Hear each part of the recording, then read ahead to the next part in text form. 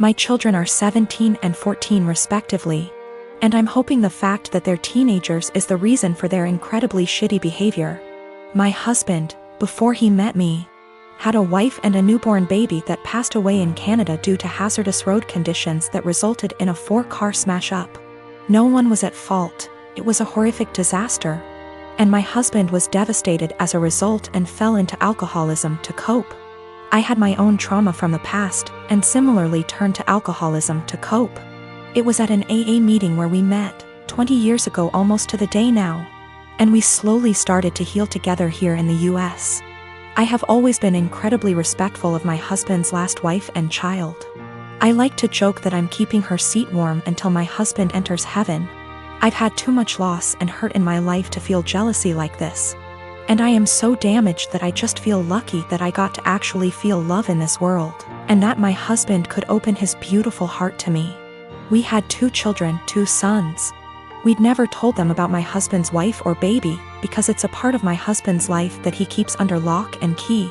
He has never healed from his grief, and therapy etc. has helped him only to a degree. My mother-in-law told the kids this Sunday gone, as she decided it was time for them to know. She didn't consult us before telling them, and certainly didn't do it in our presence. Since then my sons have been making the most disgusting dead baby jokes. They've been prodding their dad asking why we'd never told them. And instead of approaching the topic with respect, they're acting like we've kept a secret affair family from them or something. My 14Y//0 went on to say to me in private, thank goodness, not in front of his father, that he was glad my husband's previous family was dead. I broke and yelled at him, and told him it was the most disgusting thing I'd ever heard him say. I asked where his anger was coming from, and he burst forth that we were shitty parents for keeping secrets. He told me that it made so much sense why we were abnormal, why we don't drink, why we are so boring and quiet, why my husband is panicky around roads, etc. The 2 are pretty heartbroken, and I feel like we have just destroyed a part of our children's lives as a result of us staying quiet. I am hurting, my husband is grieving all over again, and I don't know how to proceed. I have and will always reiterate to our kids that they are loved, but this behavior seems so overreactive for the news. I have a friend from high school who has a teenage daughter that recently started having fainting spells. I remembered that my nephew had this issue as a child and texted in Messenger to ask my older sister about what they found out about him and if it sounded like my friend's daughter. I asked via text because she is pretty busy. She answered that he still has it and it's a condition he has with anxiety and it overwhelms his heart sometimes. An hour or so later she started talking, again, via text, about how her son and daughter, both young adults now, are mentally handicapped and have psychotic episodes. Saying that the daughter totally made up the flea issue they had in their house and her mental issues caused her to break out in hives.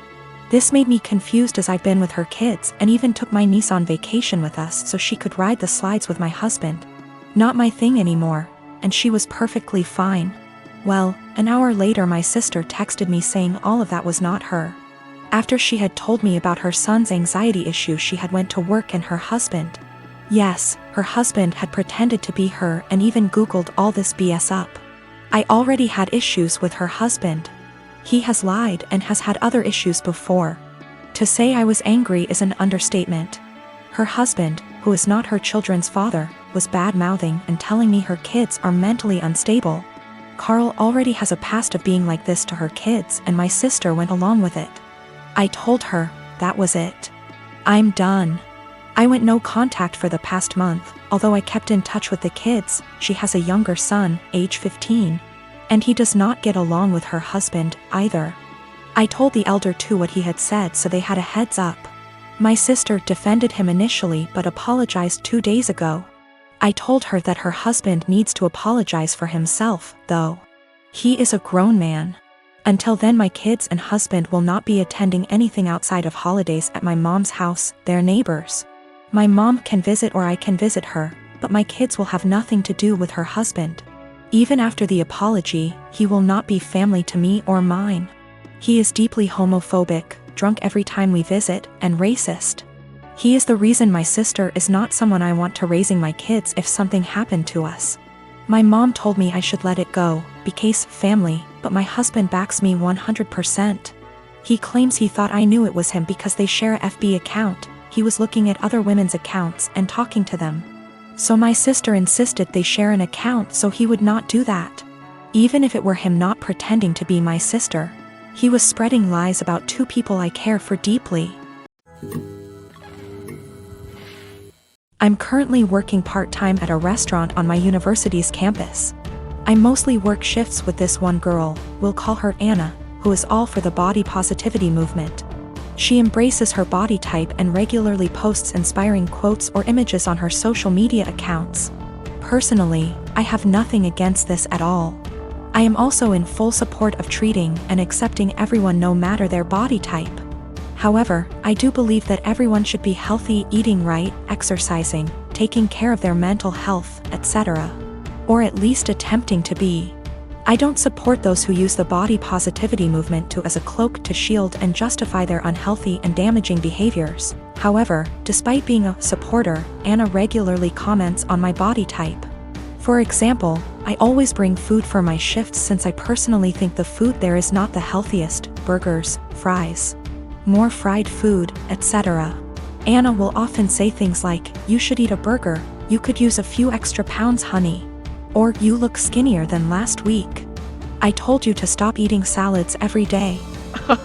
She'll sometimes even feign concern for me and ask me in private if I was struggling with my weight, and then proceed to tell me that I look way too skinny to be healthy.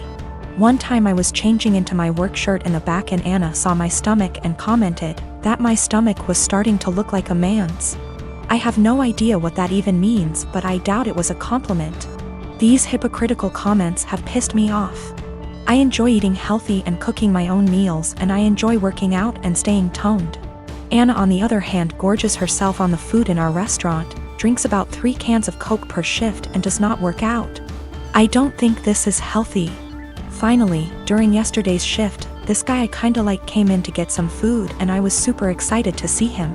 He turned out to be a bit cold towards me, and the whole event was a bit anticlimactic. Oh well. Anna witnessed the whole thing, and after he left, she said, "Maybe he's into Kuvya girls." I basically blew up at her and called her out for all of her hypocrisy. I asked how she could call herself a supporter of body positivity when she regularly shamed my body. Then I told her that she was unhealthy in many ways. I called her out on her eating habits. Bitter and jealous of others who are in control of their health and bodies, and deluded for believing that she is healthy and fit. She called me insecure and told me I was being rude. It was reaching the end of our shift, so I clocked out early and left so I didn't have to argue with her more. I was mad for a bit and told one of my best friends. She said that I was right and all, but that I was insensitive in the way I brought it up and suggested that I apologize. I'm standing my ground but want to hear other opinions as well. My wife and I, both mid-30s, have been happily married for 9 years. We don't have any kids and don't want kids. We had the what if talk before getting married. She told me she would want to have an abortion if she ever got pregnant. Yesterday my wife told me she's 9 weeks pregnant. She's on the pill, but accidents happen. She said she wants to carry to term and give the baby up for adoption. Naturally, I was surprised by the news and her change of mind. I asked her if she considered getting an abortion. She said she had, but she doesn't want to because she feels a bond to the fetus. She told me she has been researching adoption and learned that the local adoption agencies only accept birth mothers who are okay with having an open adoption. I told her I wasn't really comfortable with this and asked her if she would have an abortion.